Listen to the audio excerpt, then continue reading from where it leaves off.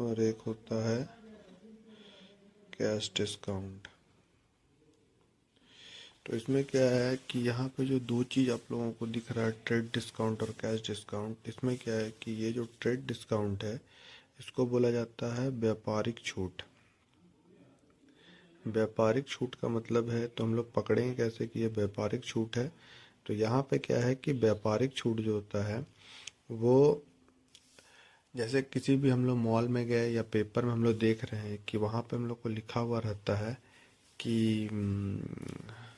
इसमें 20% डिस्काउंट है, इसमें 30% डिस्काउंट है, इसमें 40% डिस्काउंट है, तो वो सभी के लिए डिस्काउंट है। तो उसको क्या बोला जाता है, व्यापारिक छूट। यानी यहाँ पे क्या है कि ये 500 का चीज़ डिस्काउंट करके आपको 400 रुपये में मिलेगा सभी के लिए। और कैश डिस्काउंट कहाँ होता है, ये स्पेशल ट्रांजैक्शन में होता है, इसको बोला जाता है नगद छूट। इसमें क्या है कि यदि ये माल किसी को 400 रुपये में बेचा गया और शायद कोई ऐसा पार्टी है जो 400 रुपये भी नहीं देना चाह रहा है, तो इसको हम लोग कहते हैं कि भाई 50 रुपये और छोड़ देंगे, चल 350 दे दे। तो यहाँ पे क्या है कि आपसे पूछा जाएगा कि भाई जब हमने व्यापारिक छूट डिसाइड किया कि 500 के चीज़ को 400 में देना है, तो आपने इसको 350 में क्यों बेचा। तो यहाँ पे क्या है, एक और चीज़ है कि ट्रेड डिस्काउंट का जर्नल एंट्री नहीं होता है, इसको एंट्री में नहीं दिखाया जाता है, लेकिन कैश डिस्काउंट का एंट्री लेना पड़ता है, इसका एंट्री आपको लिखना पड़ेगा।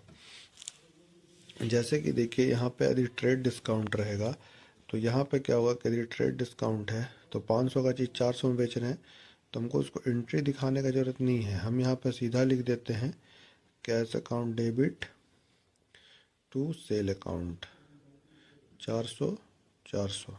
लेकिन यहाँ पे क्या है कि यदि ये यहाँ पे क्या है कि यदि ये कैश डिस्काउंट है तो यहाँ पे हमको दिखाना पड़ता है। जैसे हम लोग को यहाँ पे लिखना पड़ता है कैश अकाउंट डेबिट, ठीक है, इसको समझा के हम लोग लिखते हैं to sale account.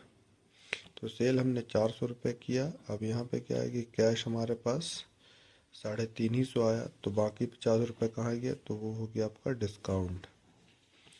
Discount account debit, ये क्या हमारा लॉस है। ये हो गया सिंपल चीज़।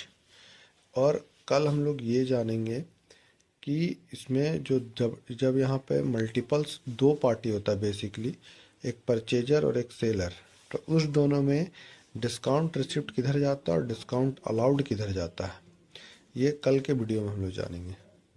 Thank you.